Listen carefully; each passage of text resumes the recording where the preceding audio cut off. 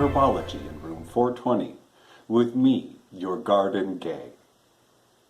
Today we're going to be talking about paper whites, or one of the Narcissus, and we are also going to be talking about the legend, the mythos of Narcissus. First off, let's start with the plant, the paper white. This is known best probably for being a plant you can trick to bloom in December around Christmas time. Because of it is a bulbous annual, you can normally plant it indoors with peat moss or river stones in just a shallow bit of water, and these plants can be tricked to bloom in the winter. Now when they do start blooming, you need to keep them out of the sunlight because they are going to start growing tall very fast, and with direct sunlight you are going to lose your blooms quickly. So if you want your blooms to last and it to stay short, keep it out of direct sunlight once it starts blooming. One of the reasons I wanted to make sure I did this video, because they are just really starting to get just so tall, but very fragrant. The paper whites are more associated, the smell of them are associated with springtime, an innocent kind of love, and the regular Narcissus that the myth is born out of has a bit of a gold in its flower, and as you can see here, they're kind of trumpet-like, and the Narcissus from the legend that is native to the Mediterranean area, its trumpet sort of droops over its bed of water. It's known for living, growing around riverbeds and the like, and so the bloom kind of droops and looks over the water. Now, looking at history, it's hard to tell if the myth came first with the name and then the plant, or if the plant was named Narcissus and then the myth developed after that. Which came first, the plant or the myth? That is up for debate. The Narcissus plant, it is usually people just throw it away.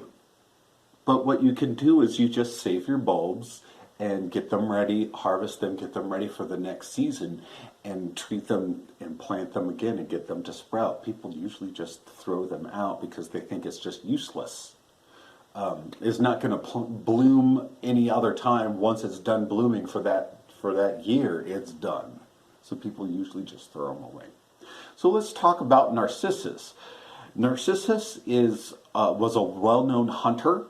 He was very adept at hunting and providing. He was known as being a good provider, but also very attractive, known for breaking many hearts as he would go about his day, starting his day. There'd be another dead body at his doorstep because a forlorn lover killed themselves at his doorstep, and he just had to step over him because these commoners, another day, another lover killing themselves on my doorstep because he was so attractive.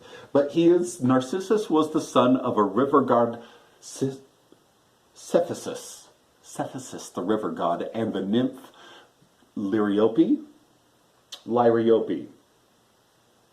a nymph and a river god. So of course he was a little attractive. Now, as with most Greek myths and the scandal and love and heartache and infidelity, these stories start with Zeus. And Zeus was known for having a cohort. Echo.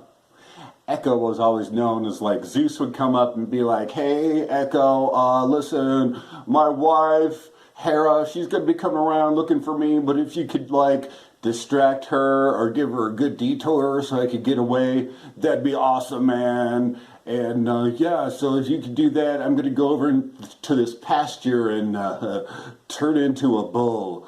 Don't ask." So Echo was well known for helping Zeus getting out of sticky situations. When his wife Hera would come looking for him, Hera would show up. "Echo, Echo, Echo, have you seen my two-timing husband Zeus? I'm going to give him what for? And then Echo would maybe say, oh yeah, he was a swan, I think, over in that lake. A swan in that lake. Whoever heard of such a thing? I'll go make him think a swan. Swan, swan, swan, swan, swan. I went to every swan in that lake, and none of them was Zeus. Well, you didn't ask me where he was at current time. He was at some point a swan over there, but then, that's the funny thing with time is it's a construct of man and humans and their constructs, am I right? All right, I've had enough of you, Echo. All of your incessant chitter-chatter and your diversions and your never-ending chatter, I hereby curse you. Curse you, Echo. From now on, you will only be able to speak through others' final words. Curse! From now on, you will only be able to speak in others' final words. Curse!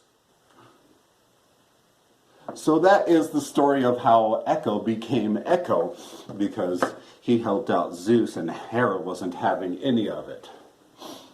So then we enter how Echo came across Narcissus.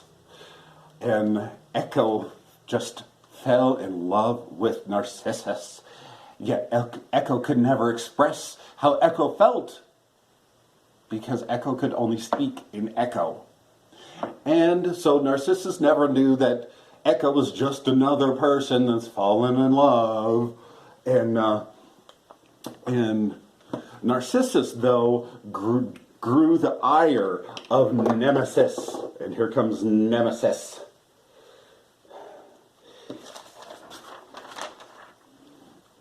Nemesis. Oh. Nemesis!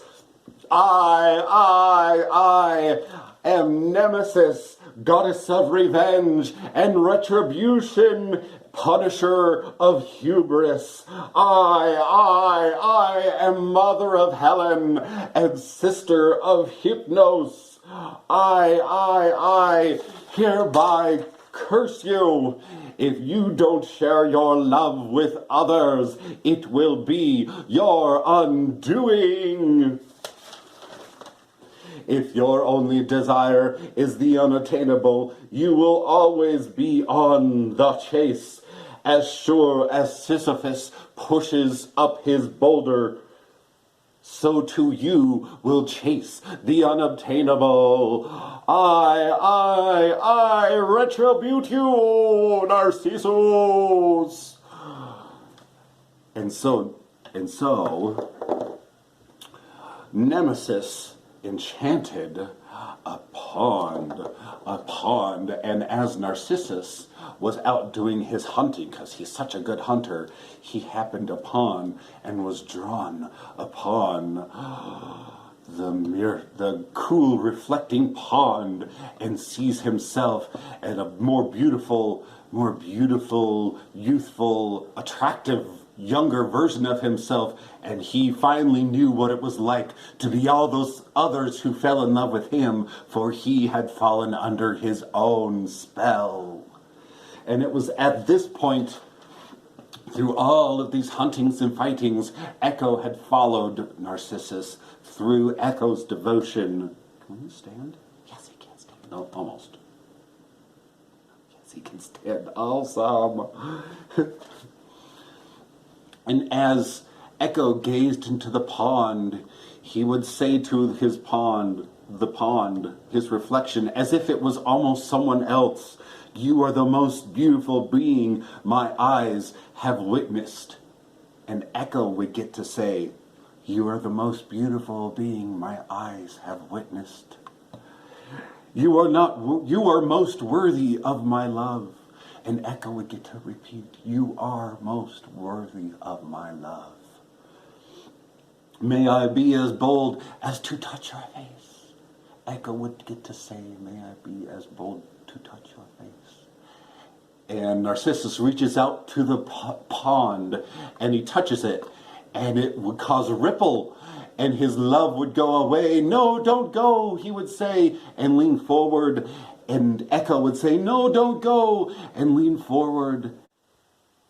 And Narcissus calmed as the ripples in the pool subsided. I thought I had lost you, my love, he said. Echo repeated, I thought I had lost you, my love. Narcissus would say to his reflection, will you not return my affection?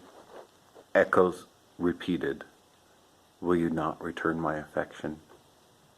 Narcissus would say, come away with me from this horrible, accursed place.